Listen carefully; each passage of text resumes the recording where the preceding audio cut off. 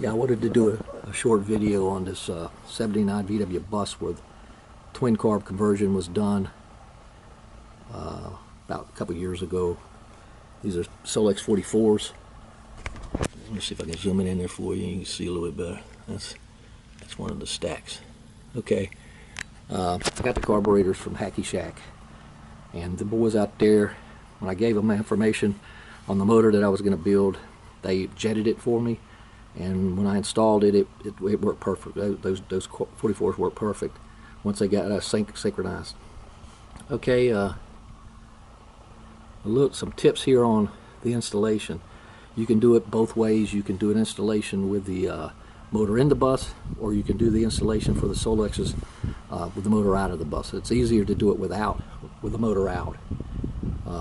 Getting to the intake manifolds was probably the most difficult part. You have to use well, I used a 1/4 inch drive deep well sockets to get down there. Also, another tip is on the fuel going to these. One thing is I don't have chokes on these. And also the fuel cutoff is mechanical. It's out of the float bowl. And so what I did was I installed 12-volt solenoid cutoffs, one on each carb on the lines coming to them, and that would be that right there. I put one on each carb. They work real well. I got a spare just in case something should happen to them. I grabbed my power for those solenoids off of the coil right here. I fused it and have not had a problem with it. Another thing is you have to change your fuel pump when you make a conversion from the fuel injection to the carburetors. I changed all my fuel lines at that time. I put a new fuel filter in. I mounted the fuel pump and fuel pressure regulator on a plate under the car, and I grabbed the power for that fuel pump right here at the same spot as I did the cutoff off of the coil. So the ignition switch turns the pump on as well as opens the solenoids and cuts them and closes those when the ignition is off. On sizing of the jets on the carburetor that Kaddie Shack did for me, I gave them the information of the size, the motor I was building, the displacement, compression ratio, the size of the heads, the size of the exhaust, and they hit the nail on the head with the jetting. Those guys will give you some good information. I also changed the exhaust on this thing. As you can see, you'll see this big stainless steel exhaust muffler. But what I did was, in front of that, I installed J-pipes. I pulled off the old exhaust, put on the J-pipes, and then dumped them into this big stainless steel can. They work pretty good. On fitting up the J-pipes, the flanges, I had to drill out some of the holes because they would be bolt bound if I didn't do that. So that's a little tip there on that as well.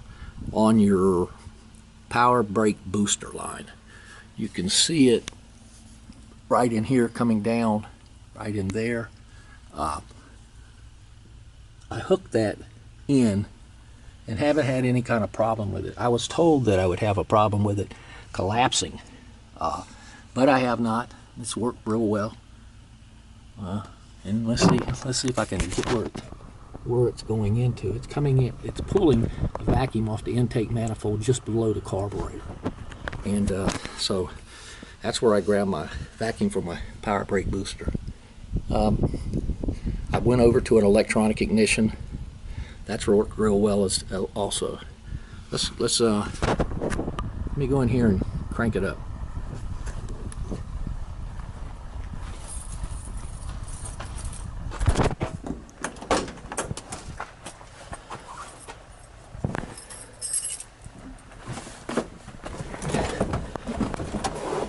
Okay, this bus hasn't been cranked in probably about a week.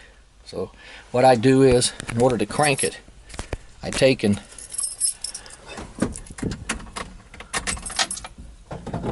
I tank and push the gas pedal down 2 times.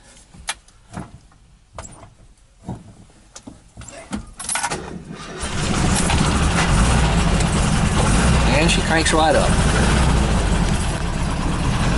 So the oil light blinked there a little bit. It takes a second for that oil to get up to that switch.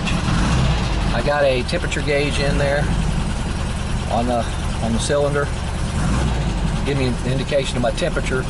I also put in an oil cooler on this thing, a secondary oil cooler with a fan that will help with decrease the temperature in the engine.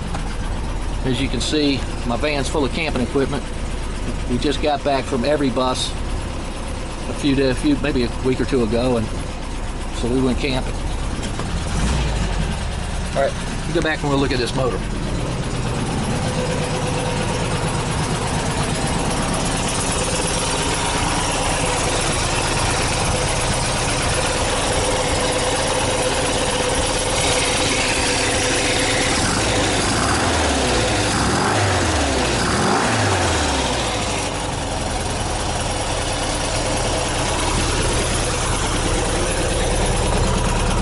Something else I'm gonna do a video on later. I haven't done it yet, but on these tires, I've been having issues with my tires, and you know how the wind will push you around on the highway, as well as I've had a problem with the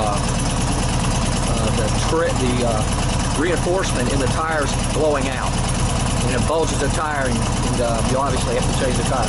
I switched to these tires just about a week ago. They're good, rich, all-terrain tires. And they've got 3-ply on the sidewalls. I'm gonna try them, because on these other tires, on the Yokohama tire, I found I had good sidewall, but I was losing my my reinforcement where the tread is. They were bulging. Anyway, I plan on doing a video on that here shortly, once I run these tires and I see how they're gonna work out.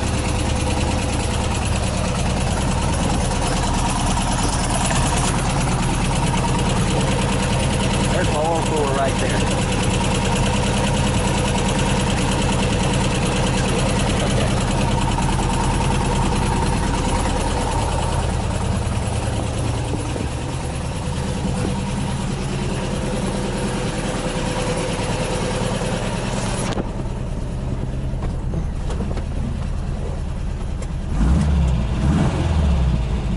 Okay, that's my video. Have a good day, guys.